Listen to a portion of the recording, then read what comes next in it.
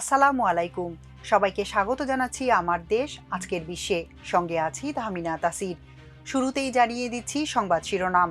সস্ত্রীক ভেনেজুয়েলার প্রেসিডেন্ট মাদুরোকে আটক করেছে যুক্তরাষ্ট্র, জরুরি অবস্থা জারি। 4 মাসের মধ্যে তৃতীয়বার নিজস্ব প্রযুক্তির ক্ষেপণাস্ত্রের সফল পরীক্ষা চালালো পাকিস্তান।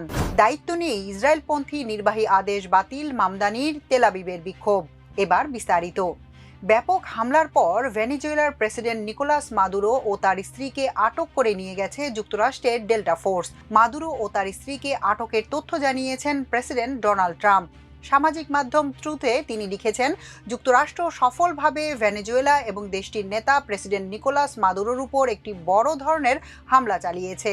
অভিযানে মাদুরো এবং তার স্ত্রীকে আটক করে যুক্তরাষ্ট্রে নিয়ে আসা হয়েছে।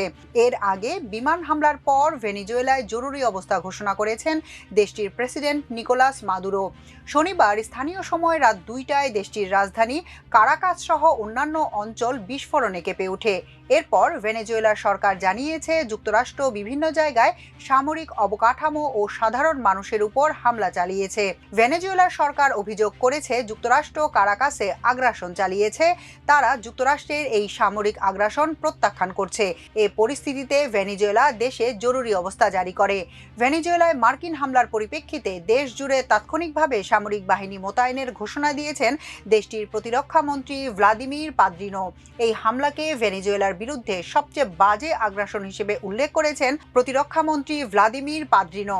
এ সময় দেশের সবাইকে ঐক্যবদ্ধ প্রতিরোধের আহ্বানও জানিয়েছেন তিনি। ভেনেজুয়েলা মাদুরোর নির্দেশ অনুসরণ করছে উল্লেখ করে প্রতিরক্ষা মন্ত্রী বলেন, তারা আমাদের উপর আক্রমণ করেছে, কিন্তু তারা আমাদের দমন করতে পারবে না।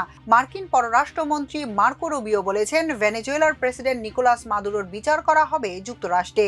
রুবিওর সঙ্গে ফোনে কথা বলার পর ভেনেজুয়েলার প্রেসিডেন্ট মাদুরোর আটকের বিষয়টি নিশ্চিত করেছেন মার্কিন সিনেটর মাইক লি। তিনি বলেন, মাদুরো মার্কিন হেফাজতে থাকায় ভেনেজুয়েলায় আর কোনো পদক্ষেপ নেওয়া হবে না। এদিকে ভেনেজুয়েলার বিরুদ্ধে মার্কিন যুক্তরাষ্ট্রের হামলার নিন্দা জানিয়েছে রাশিয়ার পররাষ্ট্র মন্ত্রণালয়। শনিবার রাষ্ট্রীয় বিবৃতিতে যুক্তরাষ্ট্রকে সংযম প্রদর্শনের আহ্বান জানিয়েছে রাশিয়া। এছাড়া বলিভিয়ার নেতৃত্বের অনুসরণ করে ভেনেজুয়েলার পাশে থাকার ঘোষণা দেয় রাশিয়া। দেশীয় প্রযুক্তিতে তৈরি ফাতা 4 ক্রুজ ক্ষেপণাস্ত্রের সফল পরীক্ষা চালায় পাকিস্তান সেনাবাহিনী। ক্ষেপণাস্ত্রটি 750 কিলোমিটার দূরের লক্ষ্যবস্তুতে আঘাত হানতে সক্ষম বলে জানিয়েছে আইএসপিআর। গত বছরের 26 নভেম্বর নিজস্ব প্রযুক্তিতে তৈরি যুদ্ধজাহাজ থেকে নিক্ষেপযোগ্য জাহাজ বিধ্বংসী ব্যালিস্টিক ক্ষেপণাস্ত্রের সফল পরীক্ষা চালায় দেশটি। এবার তৃতীয়বারের মতো দেশীয়ভাবে তৈরি তাইমুর এয়ার লঞ্চ ক্রুজ ক্ষেপণাস্ত্রের সফল ফ্লাইট পরীক্ষা সম্পন্ন করেছে। শনিবার পাকিস্তানের সেনাবাহিনী সংবাদ সংস্থা আইএসপিআর এ তথ্য জানিয়েছে। আইএসপিআর জানায়, তাইমুর ক্ষেপণাস্ত্র 600 কিলোমিটার দূরের লক্ষ্যবস্তুতে নির্ভুলভাবে আঘাত হানতে সক্ষম। সংস্থাটি আরও জানিয়েছে, ক্ষেপণাস্ত্রটি অত্যাধুনিক নেভিগেশন ও গাইডেন্স সিস্টেম দ্বারা সজ্জিত এবং খুব কম উচ্চতায় ওড়ার জন্য ডিজাইন করা হয়েছে, যা একই সময়ে শত্রুপক্ষের বিমান ও ক্ষেপণাস্ত্র প্রতিরক্ষা ব্যবস্থাকে এড়িয়ে চলতে সক্ষম। আইএসপিআর এই সফল পরীক্ষামূলক উৎক্ষেপণকে পাকিস্তানের প্রযুক্তিগত দক্ষতা এবং জাতীয় স্বার্থ রক্ষায় পাকিস্তান সেনাবাহিনীর অটল প্রতিশ্রুতির প্রমাণ বলে উল্লেখ করে। তবে একের পর এক ক্ষেপণাস্ত্র পরীক্ষা প্রতিবেশী দেশ ভারত সহ দক্ষিণ এশিয়ায় নিজেদের সামরিক সক্ষমতা প্রকাশের ইঙ্গিত দিচ্ছে পাকিস্তান।